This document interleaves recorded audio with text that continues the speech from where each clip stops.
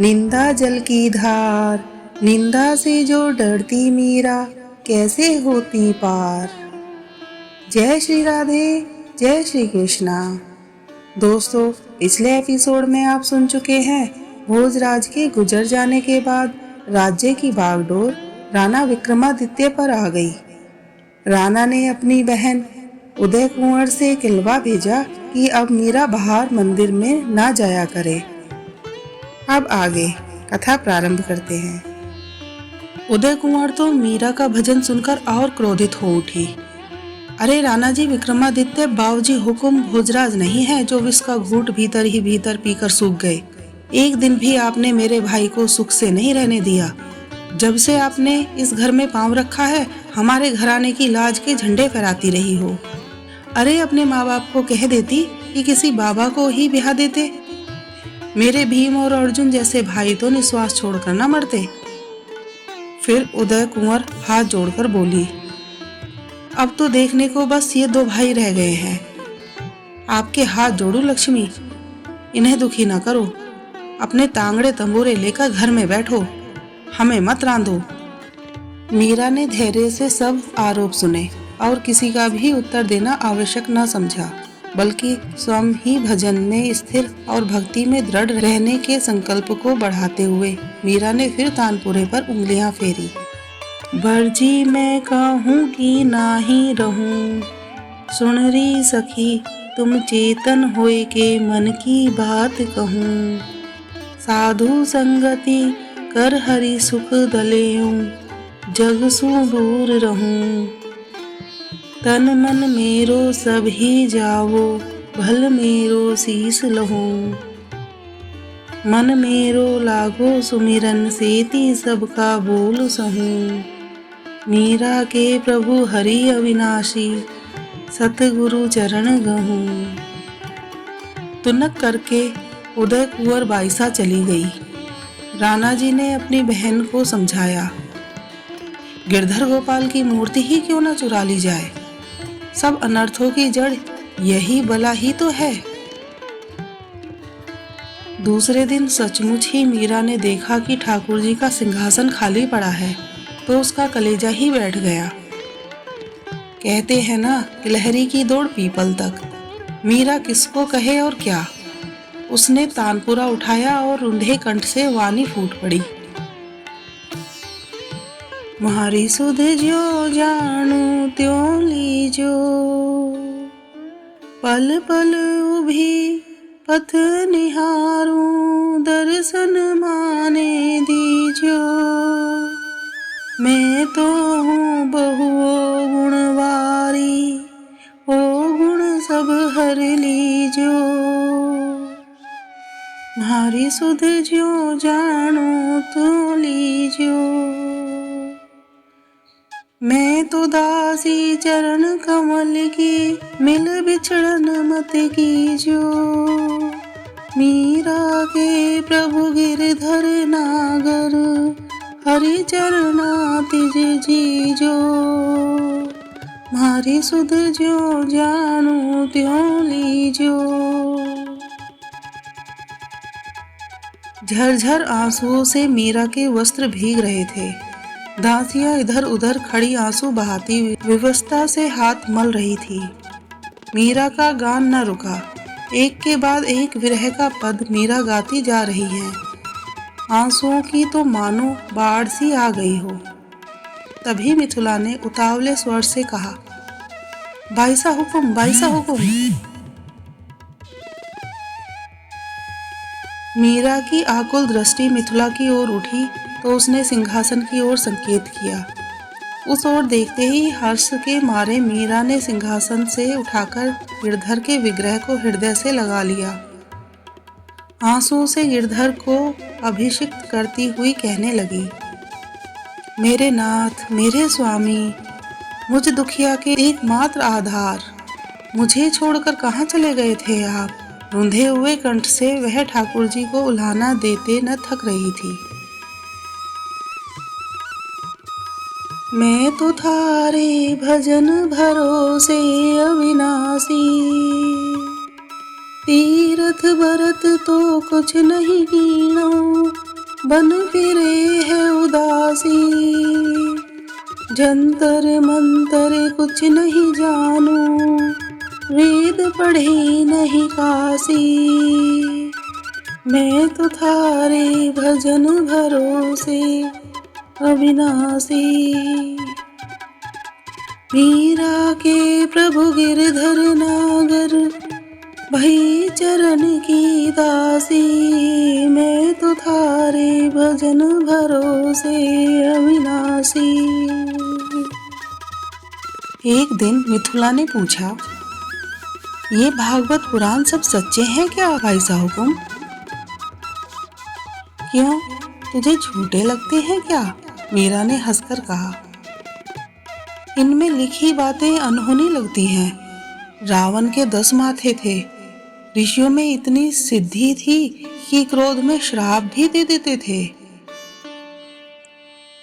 काल चक्र के साथ संसार, इसके प्राणी और उसकी शक्तियां, रूप आदि सब कुछ बदलते रहते हैं। आज हम जो कुछ देख रहे हैं, संभवतः 500 वर्ष के पश्चात लोग इसे झूठ या अनहोनी कहने लग जाएंगे। सुना है भाई साहुकुम कि प्रभु का विधान सदा मंगलमय होता है और उसी में जीव का भी मंगल निहित होता है। फिर आप जैसे ज्ञानी और भक्त के साथ इतना अन्याय क्यों? खोटे लोग आराम पाते हैं और भले लोग दुख की ज्वाला में झुलसते रहते हैं। लोग कहते हैं कि धर्मात्मा को भगवान तपाते हैं। ऐसा क्यों हुकुम? इससे तो भक्ति का उत्साह ठंडा पड़ता है।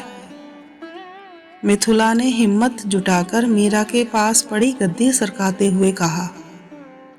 फिर हाथ जोड़कर बोली, बहुत वर्षों से मन में यह उथल पुथल मुझे खा रही है। यदि कृपा हो तो। कृपा की इसमें क्या बात है? मीरा ने कहा, जो सचमुच जानना चाहता है उसे न बताना जानने वाले के लिए भी दोष है। हाँ, भगवान के विधान में जीव का उसी प्रकार मंगल है जिस प्रकार माँ के हर व्यवहार में बालक का मंगल निहित है।